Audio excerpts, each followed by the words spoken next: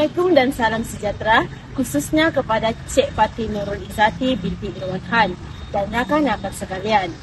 Hari ini kami sebagai grup 2 akan membincangkan topik keselamatan dalam rekreasi. Jom kita saksikan. Aktiviti pendidikan luar mengaplikasikan risiko sebagai satu medium penggalak proses pembelajaran. Namun, kelalaian manusia menyebabkan wujudnya risiko untuk berlakunya kemalangan. Oleh itu, ilmu keselamatan dalam rekreasi perlulah dikuasai oleh kita semua. Objektif keselamatan dalam rekreasi ada 3.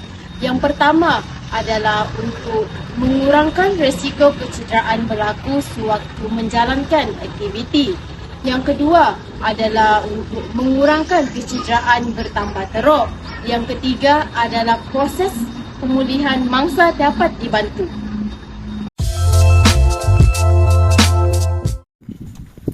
Suhail.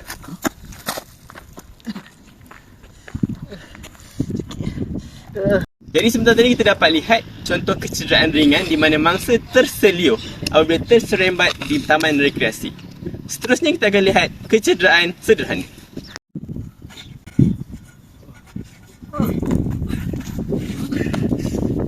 Dan seterusnya kecederaan sederhana ataupun dislokasi di mana mangsa terjatuh dan land di atas tangan dia ataupun di atas sikunya menyebabkan sikunya dislocate ataupun dislokasi. Seterusnya kecederaan berat.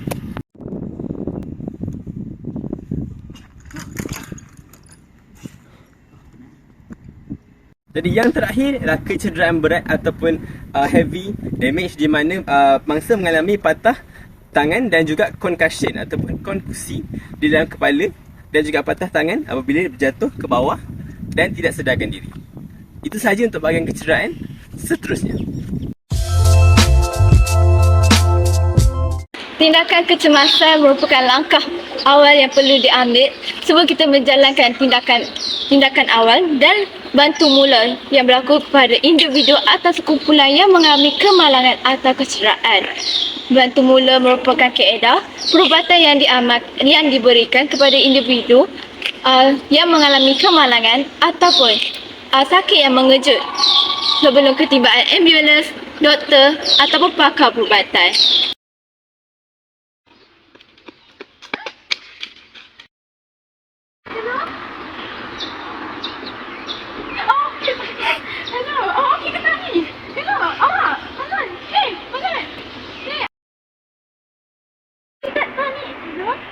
Hello, ambulans. Kami kat depan ST. Ada student satu, dia tiba tak bangun, tak sedarkan diri. Hello, ambulans, cepatlah datang sini. Dia pingsan ni, tak sedarkan diri, apa tersemat. Hello. Hello, ambulans, saya kat depan ST. Ada student pingsan, dia di mana ni? Keadaan dia masuk nafas. Depan dia dah kaki dia gila. Okeylah. Saya akan dalam keadaan yang baik. Untuk menilai tahap kecederaan mangsa, prinsip DRABC dilakukan. Yang pertama, danger iaitu menilai lokasi kejadian dan mengenal pasti sebarang bahaya. Yang kedua, respon, semak tindak balas mangsa untuk menentukan tahap kesedaran mereka. Dekati mereka dari hadapan dan tepuk bahu mereka dengan kuat dan tanya, adakah anda okey? Yang ketiga, airways. Jika mangsa tidak bertindak balas, siasat lebih lanjut dengan memeriksa saluran pernafasan mereka.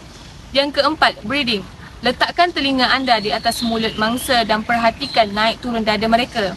Yang kelima, circulation. Lakukan pemeriksaan keseluruhan dan cari sebarang tanda pendarahan. Sekiranya terdapat pendarahan, hentikan pendarahan untuk mengelakkan kejutan. Sekiranya keadaan mangsa mengizinkan untuk diberikan bantuan pertolongan cemas dan bantu mula, sila rawat kecederaan tersebut dan dapatkan bantuan pakar dengan segera. Bagi tindakan bantu mula, terdapat 4 jenis teknik yang boleh dilakukan.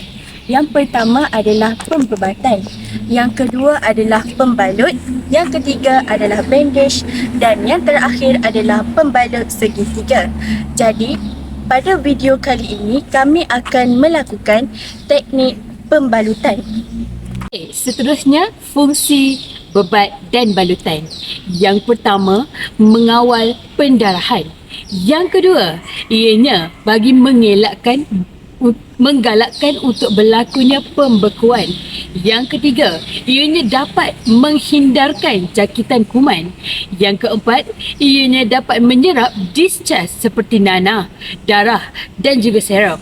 Yang kelima, melindungi luka daripada kecederaan lain. Itu saja daripada saya.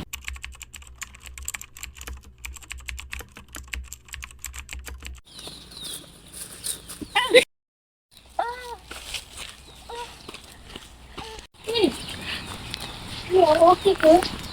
No. Awak okey ke? Macam mana ni?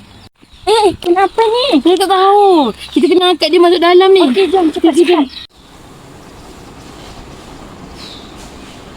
Sekarang ni macam mana? Kita nak buat apa? Tolonglah, lepas tu kita nak kena ambulans ke? Masalahnya, sekarang ni dia tak bangun-bangun, tak sedarkan diri ni.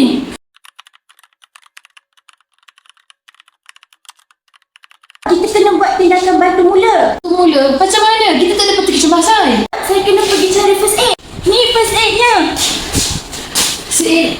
Macam mana kita nak buat first aid? Kita boleh buat teknik pembalutan. Pembalutan? Sebab dia luka di kepala. Ini merupakan antiseptik yang kita perlu guna untuk sapu di kepala pesakit. Sapukan antiseptik di kepala dia. Dan selepas itu baru kita boleh gunakan pembalut ini. Sini kita akan gunakan pembalut untuk menutup luka pesakit. Akan pembalut ini pada kepala pesakit yang luka. Ikat pembalut ini sehingga kemas di kepala pesakit. A few moments later. Saya kat mana ni? Sekarang awak dah berada di tempat yang selamat. Terima kasih bagi bantuan awak tidak mengutamakan saya. Sama-sama. Pengajarannya dekat sini. Kalau awak berjalan, awak jangan main phone. Saya rasa sedih. Prinsip pertolongan cemas. Pertolongan cemas adalah pertolongan yang diberi kepada mangsa yang tercedera secara tiba-tiba sebelum ketibaan pakar. Tujuan pertolongan cemas adalah yang pertama adalah untuk menyelamatkan nyawa, mengelakkan keadaan dari menjadi lebih teruk, dan ketiga adalah untuk mengurangkan kesakitan.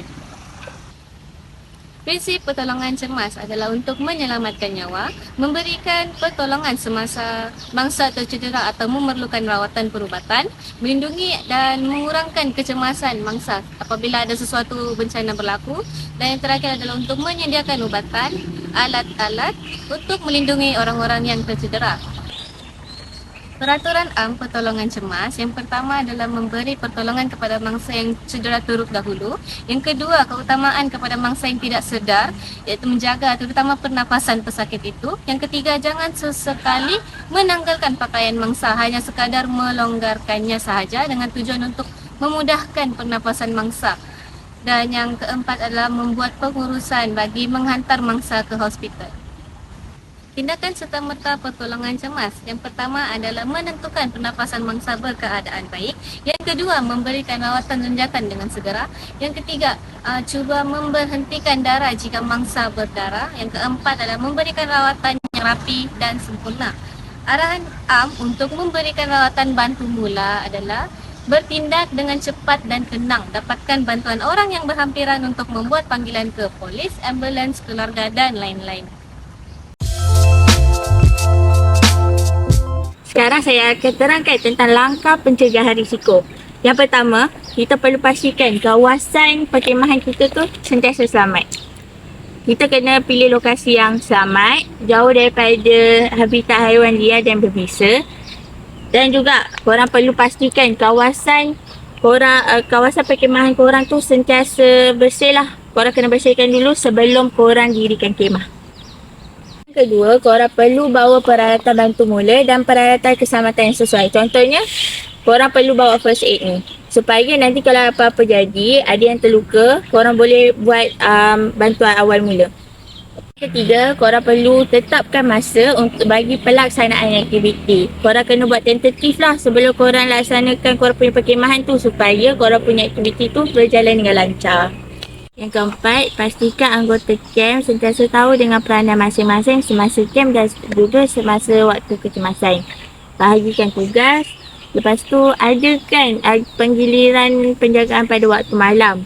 Dan supaya diorang tahu apa yang diorang boleh buat semasa berlakunya kemalangan. Yang terakhir, pastikan korang punya semua peralatan camp sentiasa mencukupi. Korang kena bawa kemah, lepas tu alas atas dan bawah kemah supaya tidak berlaku kebocoran, lepas tu sediakan pakaian, keperluan peribadi korang dan sebagainya.